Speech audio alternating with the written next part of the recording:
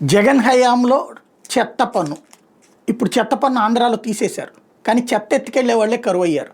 ఇదివరకు రోజుడిసి రోజు వచ్చేవాళ్ళు, ఒక్కోసారి రోజు కూడా వచ్చేవాళ్ళు, పండగలప్పుడు తొందరగా వచ్చేవాళ్ళు. ఇప్పుడు అప్పట్లో ఏంటి, అంతకుముందు మామూళ్ళు ఇచ్చేవాళ్ళం, మామూళ్ళ బదులు పన్ను అయింది.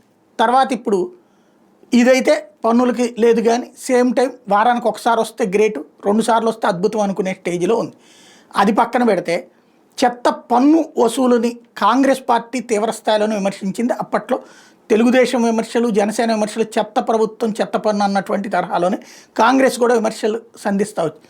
ఇప్పుడు అదే కాంగ్రెస్ పార్టీ ప్రభుత్వం కర్ణాటకలో చేస్తున్నది, చెత్త పన్ను వేసింది. 600 చదరపు అడుగుల లోపల ఉన్నటువంటి వాళ్ళకి చదరపు గజాలు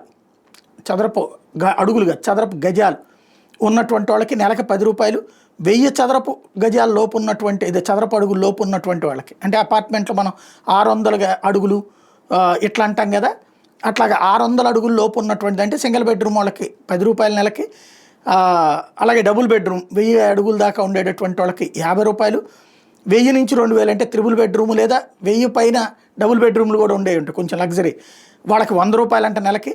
2000 నుంచి 3000 ఉన్నటువంటి వాళ్ళకి 150, 3000 నుంచి 4000 ఉంటే 200, అబోవ్ 4000 అయితే 400 రూపాయలట.